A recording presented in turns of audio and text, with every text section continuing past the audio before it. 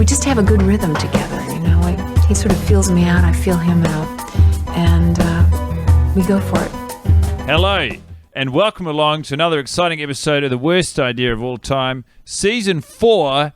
It's the secret season, although it's not so secret now. But I will tell you this, at the time of recording, it was a secret. My name is Guy Montgomery. I'm here on a rainy autumnal day in New York City. Hold up. Have just watched Sex and the City for the 8th time, joined as ever by Tim Batt. Hello. Hey, Tim, how are you? You look very dashing in a collared shirt, no less.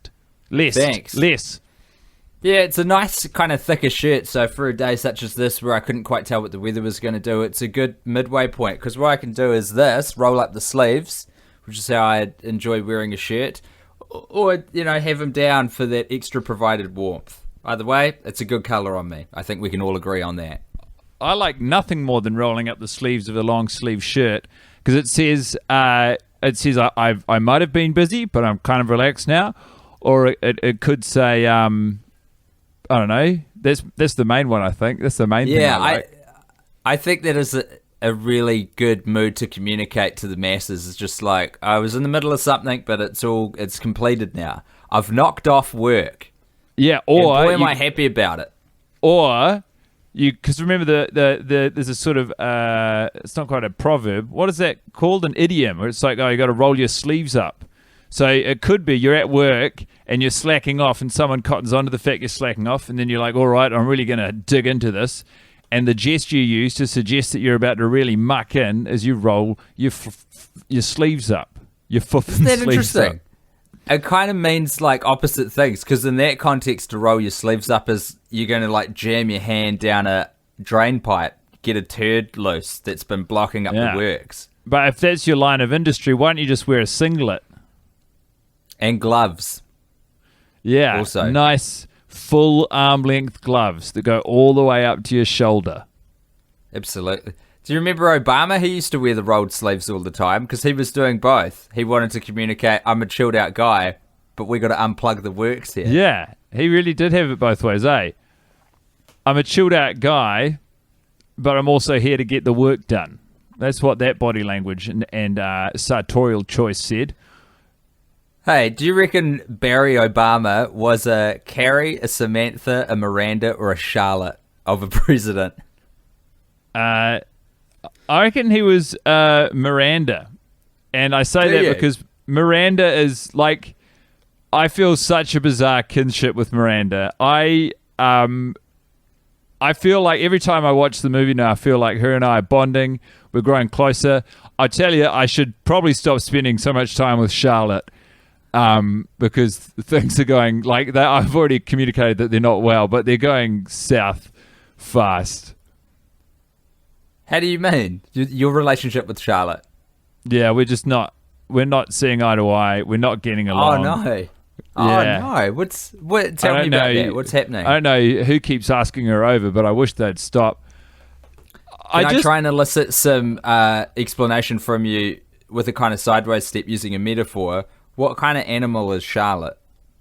If Charlotte was one of the Sex and the City girls, Miranda, Charlotte, Samantha, or Carrie, which Sex and the City woman would Charlotte be? So if Charlotte were an animal, she'd be maybe to me right now. And look, I don't know. No, I don't need to qualify this. She'd be a mosquito in the dark. Which is sort of as bad as it gets in my book. Just like, you know, you're like, well, you're small. You're not even that significant in the great scheme of things. So why am I so bothered by you? But also, it's just it needles at you. You know, maybe small, yes, but when they choose to make noise, literally as loud as anything I can fathom. And just killing me. And then with that in mind, I think if Charlotte was one of the Sex and the City gals, she'd probably be Carrie. Yeah, I agree with that. That's probably right. I don't know why you... I'm very interested by the fact that she's needling you, because I think Charlotte's she's pretty good. I like the fact that she sticks up for Carrie so much. She's so offended on behalf of Carrie about what Big's done, and she's so sort of determined to stick it to Big. Yeah, okay. I will say that the one time I'm really in Camp Charlotte, when she does that very fearsome look at Big after he's jilted Carrie and they run into each other on the street in their respective cars, truly a fearful look, and I respect how defensive she is of this the sort of the hurt that Carrie's carrying with her. But what about when she's a week before her due date and they run into each other at the cafe and she really lets rip at him and she says, "I curse the day you were born"? The way she tells when they're at the New York Fashion Week in the front row, and she says to Miranda and Carrie, I've been, sometimes when I'm running, I think about what I'd say to Big, and everyone's like, "Oh yeah, tell us what your big line is." And then she comes out with, "I curse the day you were born." Carrie's a professional writer, and she is not a professional actor, so she does a pretty good job of acting impressed by, what do you mean, you've been brainstorming this line? Like, you give it a fucking intro, and then all you're saying is, "I curse the day you were born"? I don't even think she curses the day he was born. She just likes the way it sounds. It's not that impressive. I mean, it sounds like prose. It sounds sort of biblical. I don't take issue with that. It's the surrounding stuff. I wrote down that Charlotte and I should stop seeing each other after she gets really excited for Carrie at the when Carrie tells her that Big and her are engaged to be married, and she does that scream, and Miranda says, and this is now I'm seeing where the rhythm of my relationship to the characters coming from, because Miranda says, "I'm deaf," which is sort of it's a quip. It's a way to say that was really loud. And I sort of every time she says it, I'm sort of like, yeah, me too. Like, yeah, that was really loud. And then the more it happens, the more I'm like, this is just it's annoying, and it's so loud. And then also to command the attention of the entire restaurant, just be happy for her. Not everyone needs to be brought into this moment. I understand that you're happy. Just little things, they all get me. Like, sorry, you go. You're going to say something. Oh, I was just going to say, in her defense, I think what she's doing in that moment is just kind of giving a bit of explanation to the restaurant for why she screamed at them all. The scream was an uncontrollable exaltation. Am I using that word right? We'll never know. Of joy for her friend, who she's just found out is going to get married to from her eyes anyway, kind of the man of her dreams after all this time, 10 years, 15 breakups, 200 breakups. We've got breakups in the warehouse taking up too much room, 50% off breakups. We're overstocked for breakups, right? Big and Carrie, they're overstocked. And so she lets out this, she can't contain herself, lets out so much joy because she's happy for her friend. But then she also realizes that she's, caused a bit of a scene in the restaurant. So she wants to tell everyone, "Don't worry, everyone, this is actually for a good thing," and gets a rousing round of applause for Carrie. And isn't that nice? Isn't that something? It is nice for Carrie. Look, it is nice for Carrie. But it's just her entire presence destroys me. Hold on, I've got one more defense of her, if I may, because I know I'll forget this. If I may interject this. Go. When Samantha turns up from LA and she's been desperately trying to not have sex with Dante and climb Dante's peak, get some Dante's Inferno, she turns up at the door for I think it's Charlotte's baby shower is what we're at Carrie's house, at her new apartment. And the other two girls have seen her first. We got Miranda and Carrie have seen her first, and then Charlotte is somewhere else and comes and sees her. She looks at Samantha, sees that she's put on a little bit of weight, very quickly does this micro glance at Carrie and Miranda and checks that they have seen the weight change as well, and then catches herself that she's doing a funny look and says, "Oh, you've got a dog." And it is a masterful bit of navigating a potentially awkward social situation.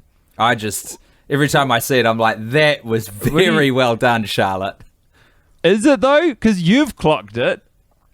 It's because I'm supposed to see it. I'm the audience for the film. But Charlotte, and I'm going to even go one step further. Kirsten Davis. Is that her name? Kristen, I think. Kristen Davis. That is a great bit of acting for my money. Yeah. There's no denying the acting. And I would like to just separate my criticisms of Charlotte the character from any attacks on Kristen Davis, the performer. But I would go so far as to say the reason that Big gets cold feet at the wedding is because during the bridesmaids sleepover, or when, it's all the gals on the bed and they're sort of shooting the breeze, and Big calls up and he's having trouble writing his vows. I mean, why wouldn't he be? He's illiterate. And Carrie says, this is Big action. She can hear there's some sort of lump in Big's throat, which says he's having trouble. He's experiencing doubt. And she says, this Big action, I'm going to take it in the other room. And Charlotte says, get some sleep, groomie!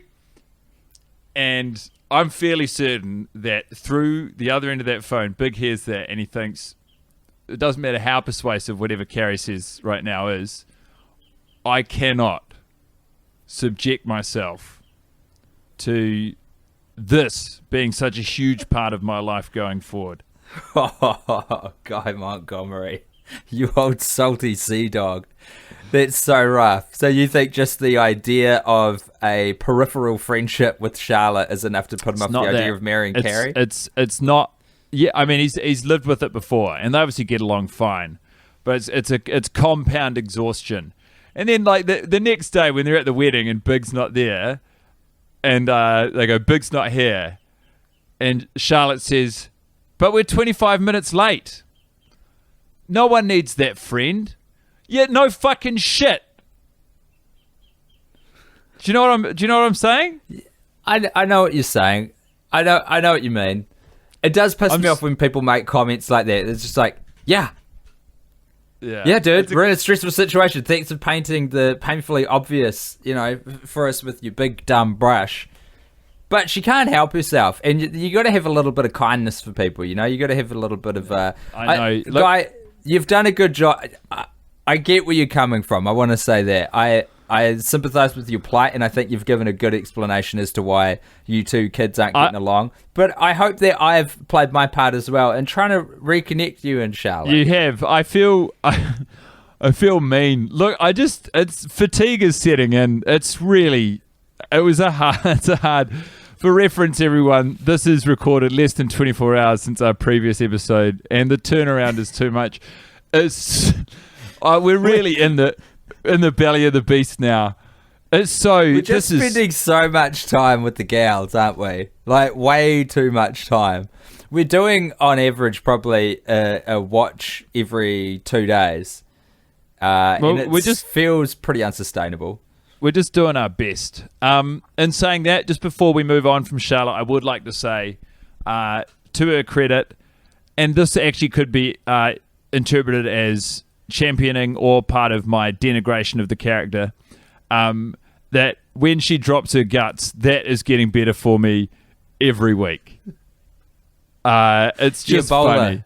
Incident. Just shitting yourself is funny. It's funny. And later on, when Charlotte is concerned because bad things have happened to her friends, and she seems to be getting all the breaks in life, and she's like, look what happened to you and Miranda. Something bad's going to happen to me. And Carrie says, "You shat yourself this year. Maybe that's your lot." I just like for me, Tim, to rank on a list of 3 where that falls in terms of being jilted at a wedding of public interest, being cheated on by your seemingly faithful husband of, say, 5 years, and shitting your pants because you drank a little shower water in Mexico in front of 3 of your closest friends. Shitting yourself is going to be at the bottom. You're providing a gift for your friends, as far as I'm concerned, as Charlotte does in this film. Number 2 spot is going to be, I think getting left at the altar is pretty unbeatable. I'm going to put that as number 1, and a indiscretion from a spouse after 5 years of marriage, I'm going to chuck in that number 2 slot, right in between shitting yourself and getting left at the altar. How about you? Is that the same for you? It sounds like you're in agreement. Absolutely, yeah. There's daylight between what Miranda and Carrie have been through and shitting yourself. Like, shitting yourself, if you talk to people, is a surprisingly common occurrence. When did you last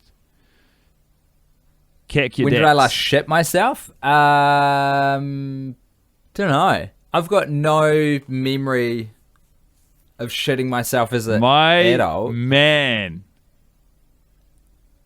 That is impressive. It'll change. You strike me as the kind of guy who would have shat himself semi-recently. Really? Is that right? What is it about me? Maybe I say that purely through association with myself. But you've got the look and feel of a guy who every once in a while just loses bodily functions and shits himself. I'm not saying it's a common occurrence, but I'm not saying it's outside the lines. Right. No, I don't think I've got the same laissez-faire attitude to defecation as you. My attitude isn't laissez-faire. I'm not saying people who shit themselves are relaxed about it. It's still like, it's not anyone's... more from a biological standpoint, you know what I mean? I don't mean that sort of directly as an attitude thing. What do you mean from a biological point of view? I consider my body in a state of constant tension all the time, you know? Everything's getting held in together. But you're kind of like, you're a loosey-goosey, and every now and then, as a result of that, you're going to shit yourself. This is madness. What, you think that you're just generally more taut, and therefore it's less likely shit is going to fly out of your body, but I'm quite loose and languid, so... Yeah, and they're all part of a bigger picture. There's a lot of good things that come out of being loosey-goosey. I think it's what makes you a better athlete in general. Probably better reflexes. Okay. I'm a little more jittery. So do you think that high-performance professional athletes are more likely to shit themselves than ordinary people? If they're operating out of a place of kind of relaxed... Tiger Woods, I'll bet you, shits himself on the reg. I couldn't disagree more. I feel like professional athletes display the sort of bodily control that would suggest they shit themselves very rarely. I think marathon runners... and probably some Ironman athletes, out of necessity, shit themselves on the go, which is pretty unbecoming. Yeah, it's a thing, isn't it? Yeah, but you just imagine. How does that work? Well, you know when you're riding a bike after it's rained and you don't have a mudguard on, and so you just wind up flicking water up onto the back of your shirt or your backpack or whatever, and you get this sort of long line of dirty water, and you're like, I've really got to get a mudguard. You shit yourself while you're out on your pins, you're probably going to be kicking up. I don't know. Look, this is going down a road that I didn't mean to explore in such depth. Let's talk about Magda. Sure. What do you got for me? The more I watch, the more I'm convinced that Magda is so instrumental into the rise of Brady. And I know that kind of sounds like a stupid thing to say because we know that she's so much of a part of his early life. She is he's her ward, essentially. She gets treated like shit by Miranda. This is something I don't get about your love of Miranda. She's so disrespectful to Magda, especially at that dinner scene right at the start where Miranda wants to get the check and get the heck out of there, and Magda hasn't even, she hasn't gotten very far with her meal. She's only about half done, if that. Brady's not finished his meal either. Brady's a guy who shits himself. Brady shits himself. Well, he's 4 or 5? Yeah, genuinely, I think it might be the only bit of the movie I look forward to, and it kills me that it's so early in. But when the camera goes to Brady for his one of, I think, only 3 lines he gets in the film, and he says, "I gotta go to the bathroom." It gets me every time. What do you like about that? Because it's definitely too late. It is definitely just. It's like he's having a good time. You can see it on a baby's face when they've shat themselves because they could be like laughing and palling around, and then they get real serious all of a sudden. Like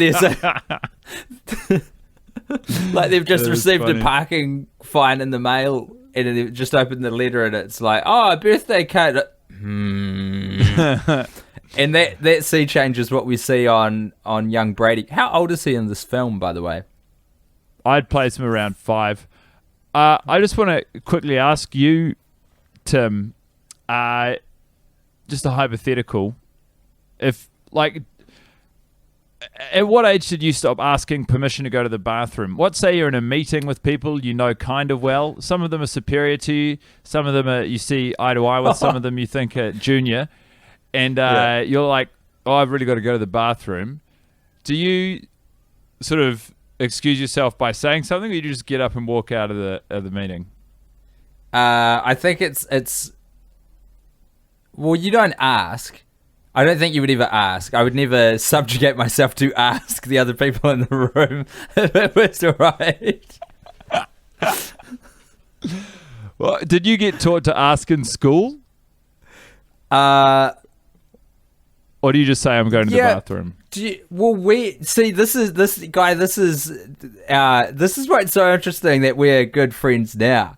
Because we had fairly different upbringings with respect to schools. I went to a very kind of liberal arts co-ed, no uniform school where you call your teachers by your first name sometimes, if they're in the drama department or something.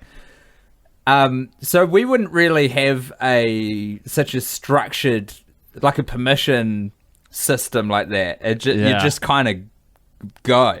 And there was the expectation come back. And I would have killed for that. It's so degrading when you're 16 years old. I can't imagine, even as a teenager, being like, can I go to the bar? If I was the teacher, I'd be like, I don't know, can you?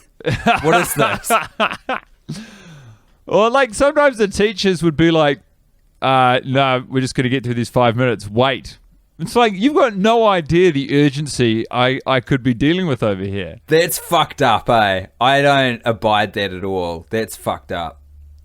I'm so not into that. You gotta give people agency over their own body, you know? If they say they gotta go to the bathroom, the benefit of the doubt must be given.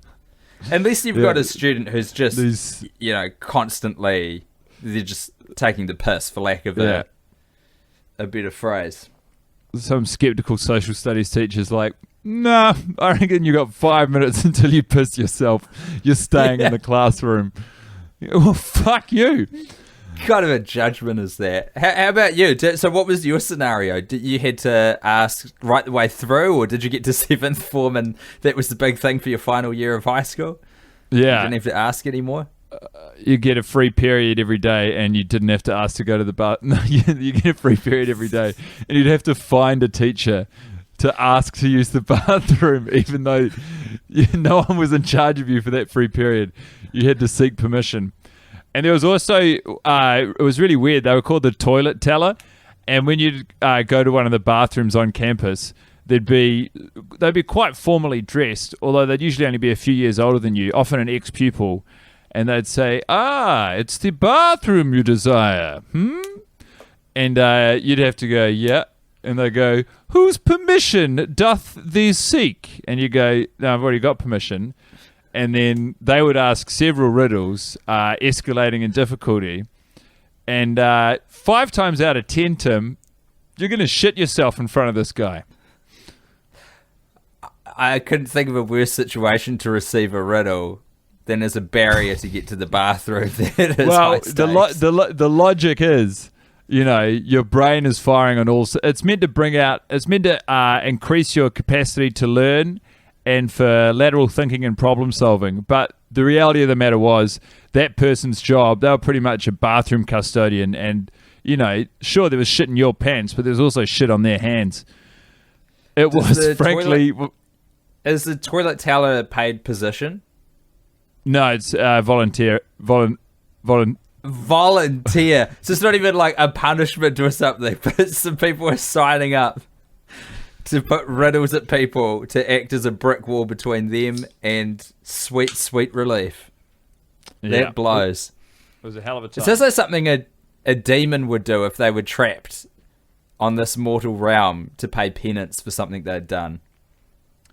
Look, anyway, who's to say about all that? We've been talking shit for nigh on 15 minutes, Tim, and I'd love if we could get to 15 more.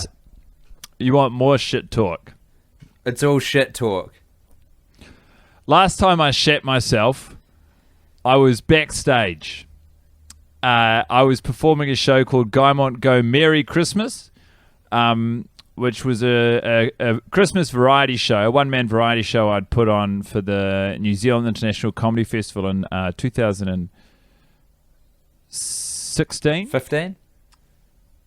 16, I think.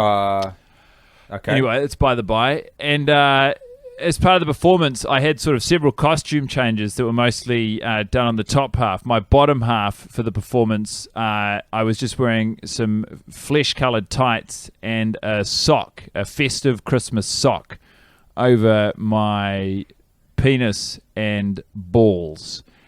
And I don't ordinarily eat before I perform because it makes me a little bit too full. And I think there's value in being sort of hungry, physically hungry when you're on stage. And anyway, it was my second night of performing the show, the second night ever of performing the show. The first night had gone very well. I was in Wellington, and I thought, well, I'm actually quite hungry. I haven't eaten for a few hours, so I'm just going to have a few tacos. And I'm not to say that those tacos traveled through my body at record speed, but I am going to say that there was sort of a mental slackening or concern that came over me after I'd had the tacos. And I was backstage at the Fringe Bar in Wellington, probably, between 10 to 5 minutes before it was time to go on. And I was in my costume, and there's no bathroom in the green room. I share the facilities with the punters.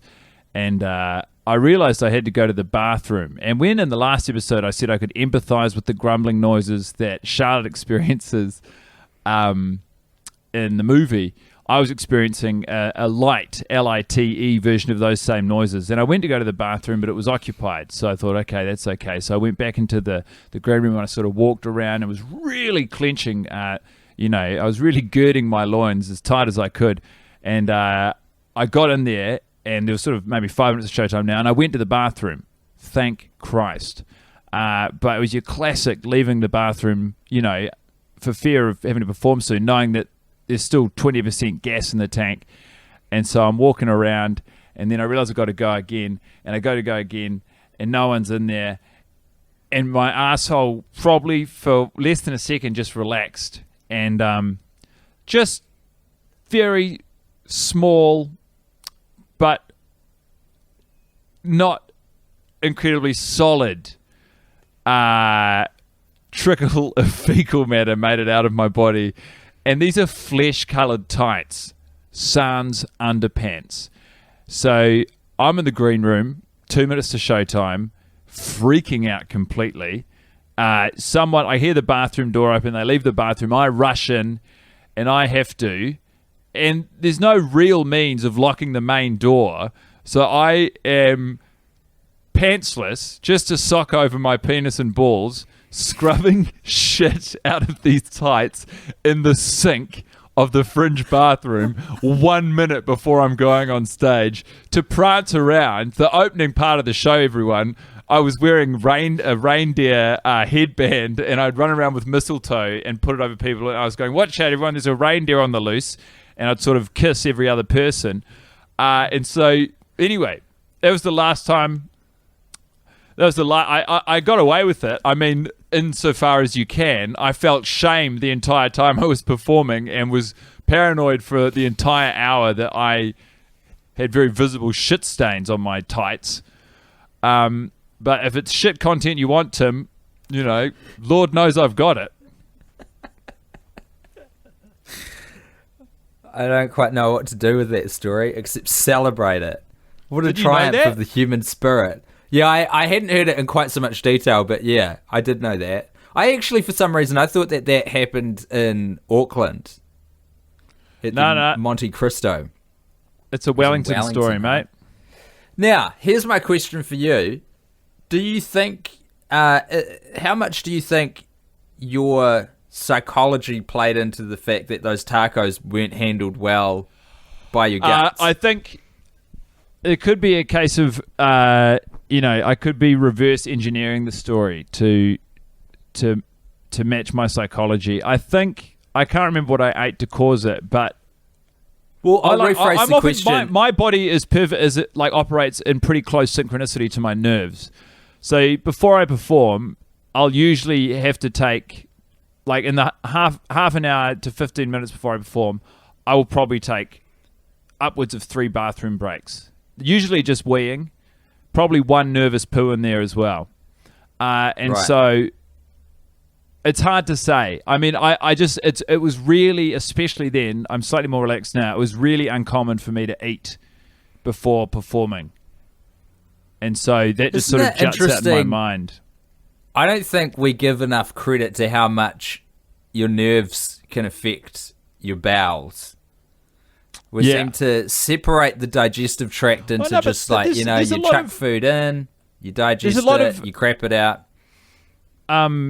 Sort of colloquialisms, but I'm shitting myself, pissing yourself, and that's all stuff that people say when they're nervous before something. This guy must be absolutely bricking himself. He must be cacking himself. Yeah.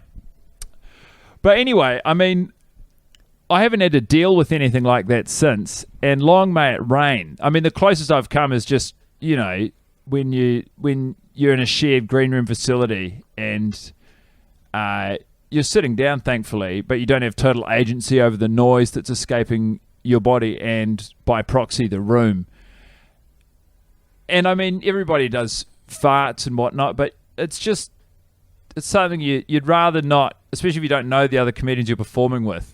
You'd rather they don't have to think about you in that compromised circumstance. You'd rather they think about you as the shitless wonder. Guy Montgomery, the shitless wonder. You've really taken away that potential mantle from yourself for anyone who hears this episode of the podcast, huh? I know, and this is what gets me, is I mean, to be fair, there is an overwhelming body of evidence to suggest otherwise. But by and large, I don't shit myself. But, you shit yourself 2 times in 5 years, and all of a sudden... Was the other time... I think that story that I used to tell on stage. Yeah.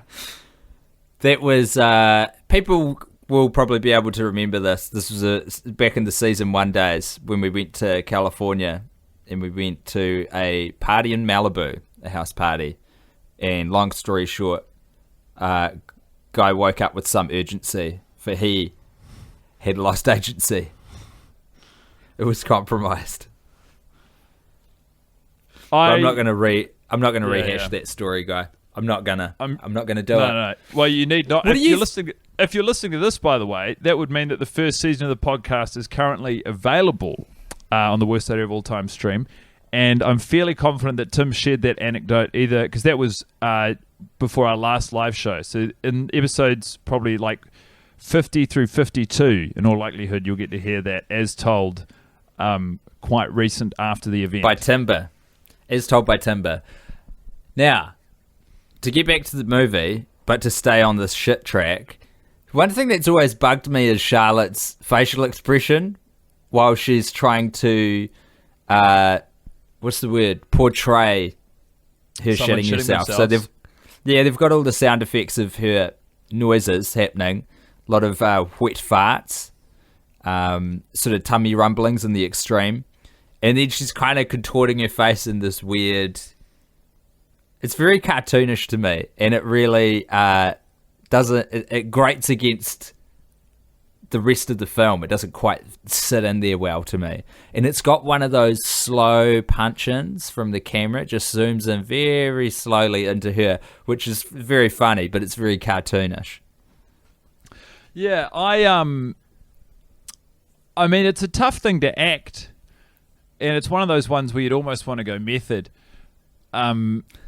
Because, I mean, I agree. I don't think it's the most brilliant portrayal of someone shitting themselves, but it's a challenging thing to do. Maya Rudolph in Bridesmaids does a fantastic job in a big sort of shit set piece when she's on the street. Do you remember that? Was it? I think it was you. Did you say you don't specifically enjoy such scenes? Like, did you bemoan? Yeah, that's me. Yeah. I loved Bridesmaids. I should watch that again. I haven't seen it since I think it came out at the theater, but I fucking loved that movie. But the shitting in the street scene, I was like, do we have to? Why? I just think it's such a. I'm trying to think of a different way to say cheap laugh, but I can't. I think it's so like just base, and the rest of it is so kind of witty and you funny and a kind of.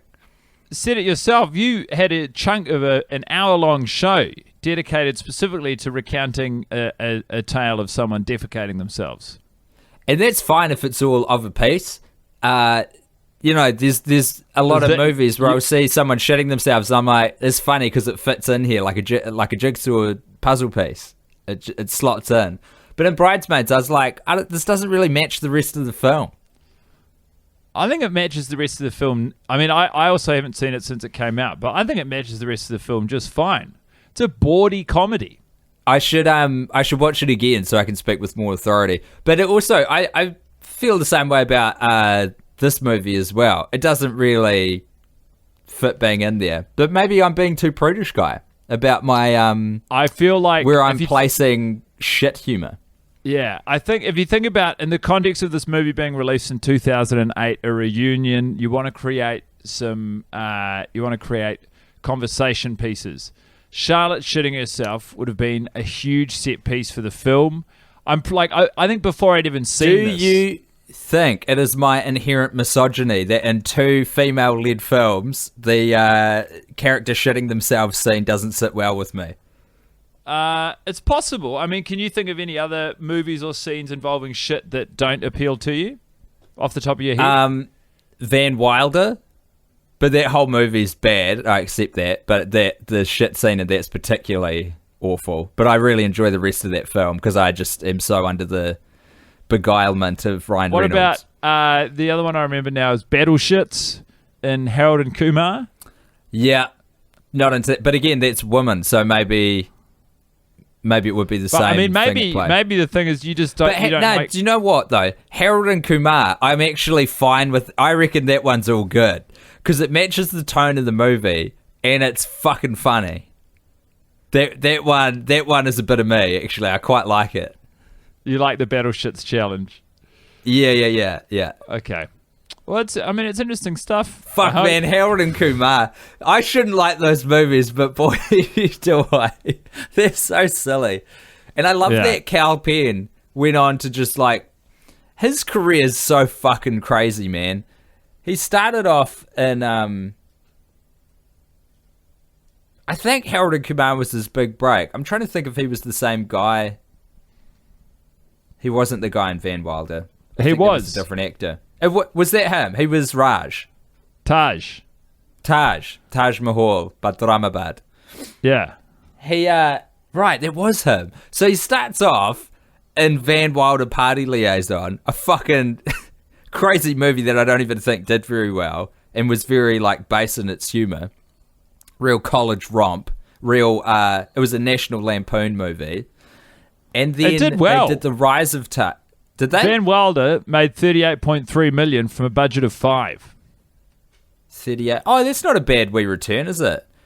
That, I feel like that's the pocket that National Lampoon sits in. They'll chuck in like less than 10 mil, and they hope that half of the movies they make, get like 4, 5, 6 times return. It's not that high risk, but it's good. I just reckon I've always loved Ryan Reynolds. I'm so glad Deadpool exists. Anyway, you love Ryan Reynolds so much. Always have, right from Two Guys and a Girl, which we talked about yesterday. Good. We did. We did. Cal Penn, crazy career. So he leaves acting to go and work in the Obama White House. I actually don't know if he was in the White House, but he worked in the government for a youth outreach program in the administration for many years, and then came out and did Designated Survivor as like an actor / White House advisor because he now had all this knowledge. So then he gets to work with Kiefer Sutherland, who I also fucking love. Yeah, you do love Kiefer Sutherland. Yeah, it's and I think Harold and Kumar, that was with John Cho. Yes. And that guy's gone on to have quite a storied career as an actor. He's done very well. Those movies are fun. Rightly so. I tell you what, you need to be real smart to do comedy well, I think, in movies. If you're a good comedy actor, I think you have to be pretty fucking switched on. I don't know. People give comedians so much credit. They're always like, oh, you'd have to be smart to do comedy. Do you know, you can be, or you could also be a fucking idiot. Both work, and that's why I love it. Tim, what was your shining light this watch? So glad you asked. This is specific, but it's the tie that Harry/Runkle was wearing in the hospital. Yeah. When he gets his new baby. What's the tie look like? Baby Rose. It's pink. It's beautiful. He's wearing a crisp white shirt. He's got that shiny bald head that I love so well, and he's got this gorgeous pink tie on, and it's just it's a good look for him, man. I like him with the pink tie. That's great. And it's the perfect length as well. Just touching the belt buckle with the end there. He's nailed it. I actually had, for how much I didn't enjoy the watch, there are a few things that jumped out at me. I think I'll probably save one because, it can be a real fucking slog digging these out sometimes. It's a marathon, not a sprint. But I really liked Carrie's delivery when they're having the colouring in scene, and they changed the word from sex to colouring, and Samantha sort of says, she's just fucking really railing some classic Samantha. She says, I love to colour. I can't colour enough. I want to colour with every crayon in my box. And when she was saying it, she was sort of just prattling on, and in my head I was like, yeah, we get it. And then Carrie cuts in with a perfectly delivered, we get it. You love to colour. I loved the line. I loved the delivery. Carrie really represented me in that moment, and I thought I'm so with you on that. It is perfectly delivered because it is delivered with both, I've had enough of what you're talking about, but with all the warmth and friendliness that you would expect from such a tight relationship. Absolutely. Great bit of acting. Although that's not to say that Samantha's raunchiness bothered me the whole film. And I said I was going to say this, but I'm not, because I hadn't really noticed it before. But she does this trick. I hadn't really paid attention to the specifics of it, but a great trick, and I feel like I've probably seen it at parties when I was younger, or maybe even when I was old. What you want to do is you get your pants pockets, you turn them inside out, and you walk up to someone and say, "Would you like to see an elephant?" Is that where you were going? Absolutely not. But my bad. That sounds like some real high school sort of low key, mask behavior, and certainly something that would have really cracked me the fuck up when I were a teen. But no, what it is when they're doing the costume fittings when they're packing up to move out of the apartment, and Samantha, when it's her turn, the first move she does, she comes round the door and she sort of has a raised leg, and so you can only see half of her body, and she sort of starts almost grinding up and down the door, and it's sort of the suggestion that she's being absolutely, in the throes of a passionate lovemaking session, and it's done with skill. It's handled quite deftly by Samantha, by the camera person, by the editor, and to be honest, it inspired me to have a go myself. It's not the easiest thing to do, and it's also, when you don't have an audience, quite hard to know how you're performing. But you just tried humping half of a wall. It's a door. I'm not going to hump a wall like some sort of idiot. What is a door if not half a wall? A door is a door. Like, it's got its own title. It's so independent from a wall. Like, it's literally the one part of the wall that is not a wall. Oh, my name's Guy Montgomery, and I hate doing comedy podcasts and being there with my friend. You're supposed to be an improviser, you piece of shit. Sorry. I don't get to choose when my brain's thinking laterally. It's just all those shits I took in high school. I'm still match fit. You're spent. See, it's hard, because what I was going to say is you should record yourself and put it out there online of you doing it. But the unique challenge of this season of the podcast is we're not quite sure exactly when these episodes are going to come out. So we're just kind of quietly recording that. This is so sad. Do you know, I've been like re-editing, just doing a light little listen over season 1 to get those back out into the world. That's really going to date when, we're taping these. And 2 things, man. When we had to do watches when we weren't in the same room, we were so sad. That is the whole fucking season this time. It's a goddamn nightmare. And number 2, there is a distinct lack of marijuana from my life right now, which is really, really putting a dampener on, I think, some of the potential comedy of this season. Well, go get yourself some marijuana, man. Yeah, fucking A. I need to. I really need to sort that out. Fill your boots. It's a hell of a time. It is tough being away for all of these episodes, but, we're only 8 in, a meager 34 to go. No. 44. Yeah, 34 plus 10. I think that's probably enough for this particular outing. It's been, for how much I didn't enjoy the film, talking to you, Tim, was quite a welcome holiday. And that is one of the interesting wrinkles of being apart for all of them, is it's like, I think how despondent I become watching the movie, the mood of the episodes lifts because I'm reunited and I have an outlet for it. When it's just me, I watched a lot of this movie with my head resting or just like sort of against the desk, just like quite despondent, quite miserable. So to see you afterwards is one of life's little treats. Oh, back at you, Guy. Well, thank you very much to Guy Montgomery, and also to this episode's sponsors, the Toilet Tellers, that great volunteer organisation helping keeping our teens on their toes by prefacing their poos with pros. Very good. Thank you so much, everyone. We'll see you tomorrow if you're along for the journey. Probably. All the best. Bye-bye. We just have a good rhythm together, He sort of feels me out, I feel him out, and we go for it.